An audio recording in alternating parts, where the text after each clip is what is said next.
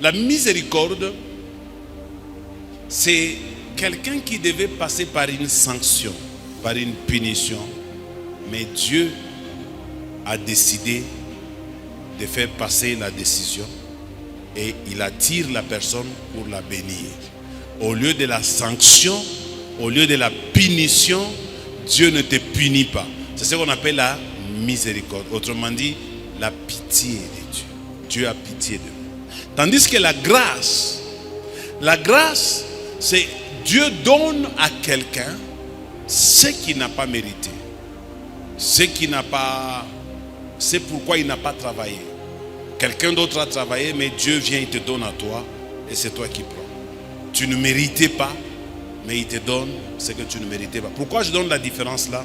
C'est pour vous montrer que quand la lumière arrive dans la vie de quelqu'un, elle vient mettre la différence entre l'endroit où travaille la divine miséricorde et l'endroit où travaille la grâce. La divine miséricorde, quand elle vient pour pousser l'homme, après qu'il ait réalisé que Dieu ne l'a pas sanctionné pour son péché, et ça le pousse à la repentance, ça le pousse à donner sa vie à Dieu. Bien-aimés dans le Seigneur, ce que Dieu attend de nous, c'est que nous puissions montrer que nous sommes devenus ses enfants. Nous devons le montrer à tout le monde, que ce soit au travail, que ce soit à la maison, que ce soit en cours de route, dans le quartier. Tout le monde doit savoir que nous sommes porteurs de la lumière. Il ne faudrait pas, là où eux sont en train de faire des choses comme ils le font, qu'on nous trouve nous aussi en train de le faire de la même manière. Parce que nous avons déjà la lumière qui est déjà révélée et nous avons compris que nous sommes des personnes que la miséricorde a déjà réparées, restaurées. Nous sommes différents des gens de ce monde.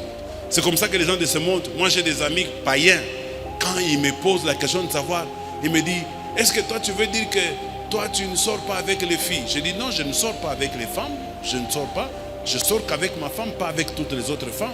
Ils disent, ah, est-ce que c'est possible? Je dis oui, c'est possible. Vous savez, les païens dans leur raisonnement, comme eux, ils n'ont pas été éclairés, ils n'ont pas été restaurés, ils pensent que c'est impossible. Non, ce n'est pas impossible. C'est possible quand Dieu t'a déjà éclairé, quand Dieu t'a déjà restauré. Ça devient possible. Moi, j'ai fait avec ma femme combien d'années de mariage maintenant? On est en train d'étendre vers 40 ans de mariage. Comme les gens disent, oh, tabakira pas en sombe. C'est ça quand tabakira en sombe, ta fani. Et puis, qui vous dit d'abord que ma femme n'est sombe? Ma femme, ce n'est pas en sombe. Elle, c'est la viande.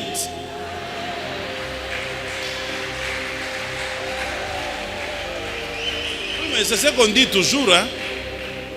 Oh, tabakira pas en sombe, tabakira nyama. Tu m'ensombe, tu kule kumampembele, tu mamatembele, tu biboaboa. Chez quoi tu as nyama, ni katafute kiboaboa, ni katafute matembele. Ça n'a pas de sens. Quelqu'un me donne un bon amen. Alors à partir de maintenant, n'accepte plus que voici maintenant kuri ensombe kila chou. Anzia ben akuria nyama. Quelqu'un me donne un bon amen. Bon, il faut que je finisse en vous disant ceci. Vous savez, l'expérience que j'ai fait avec Dieu au sujet de la divine miséricorde. La divine miséricorde est disposée à corriger toutes les imperfections de l'homme. Les imperfections, c'est-à-dire les erreurs que nous avons commises dans notre vie. Les erreurs que nous commettons tous les jours. Dieu est capable de corriger ça. Alors, je voudrais que tu acceptes ce matin de permettre à Dieu de venir corriger toutes les erreurs que tu as commises dans ta vie. Et Dieu peut le faire. J'aime Dieu parce que lui, quand il corrige, personne ne peut venir encore remettre ce que Dieu a déjà corrigé. Et je te dis, fais confiance en Dieu. Fais confiance en Dieu. Jésus, un jour, on lui amène une femme attrapée en adultère. Quelqu'un me dirait, c'est le plus grand péché. Oui. Mais Jésus était en face d'une femme attrapée en délit d'adultère.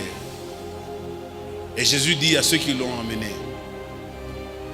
que celui qui n'a point jamais connu de péché, qu'il jette le premier la pierre sur cette femme. Qu'est-ce que Jésus veut nous enseigner? Quelqu'un peut être pécheur dans un domaine, mais il condamne l'autre parce qu'il pêche dans un autre domaine. Nous sommes tous des pécheurs. Si tu crois que Dieu peut te pardonner toi parce que tu voles, Dieu peut te pardonner toi parce que tu mens, Dieu peut te pardonner parce que tu es jaloux, mais accepte aussi que Dieu peut pardonner celui qui est tombé dans l'impudicité. Il n'y a pas que toi que Dieu peut pardonner. Autant que Dieu pardonne la jalousie, autant que Dieu peut pardonner aussi l'impudicité. Donc ça, c'est le problème des hommes. Et puis quand les gens ont fui, Dieu pose la question à cette femme: où sont ceux qui t'ont condamné? Du plus petit au plus grand, ils sont tous partis. Jésus dit: va. D'abord il dit: moi aussi je ne te condamne pas. Va, mais ne pêche plus. Voilà la miséricorde. C'est que Dieu te pardonne et il dit: ne refais plus la chose. Et si tu es là ce matin que tu m'entends, Dieu est disposé à te pardonner par la puissance de sa lumière. Il peut ramener la lumière en toi. Tu as commencé à sentir l'éloignement de Dieu. Tu as commencé à sentir comme si Dieu n'était plus avec toi. Certaines choses que tu faisais, tu ne le vois plus. Des rêves que tu avais, tu as tout perdu. Les dons qui étaient en toi sont en train de partir parce que tu as péché. Reviens simplement à Dieu. Dieu est disposé. C'est un Père compatissant. Il est miséricordieux. Il t'a envoyé la lumière aujourd'hui afin que tu voies le chemin, parce qu'il est là devant en train de te recevoir. Il veut t'accueillir dans ses bras. Et quand il va t'accueillir, il voudrait te donner une autre chance. Une chance pour que tu repartes à zéro comme si tout ce que tu as vécu n'avait pas existé. Mais c'est aujourd'hui qu'il faut que tu prennes la décision. Je sais que parfois certaines décisions peuvent être dures, pénibles, ça fait mal, mais il faut le faire. Il y a certaines décisions qui nous coûtent, qui nous fait mal, mais il faut le faire. Fais-le, tu seras sauvé. Et le Seigneur sera derrière toi pour te soutenir. Et cette année ne sera pas pour toi une année perdue. Parce que même si cette année se termine, Dieu peut te donner tout ce que tu devais gagner cette année, l'année prochaine. Il est capable de donner à quelqu'un une double portion, une triple portion, une quadruple portion. Parce que Dieu, c'est un Dieu qui paye avec rappel, il paye avec les arriérés, il paye avec les antécédents, il paye même ce qui est... Est-ce que je dis à quelqu'un: Dieu peut te payer avec les arriérés? Quelqu'un me donne un bon amen. Tu sais, quand tu as des arriérés, hein, ça te fait mal, parce qu'on ne te paye pas.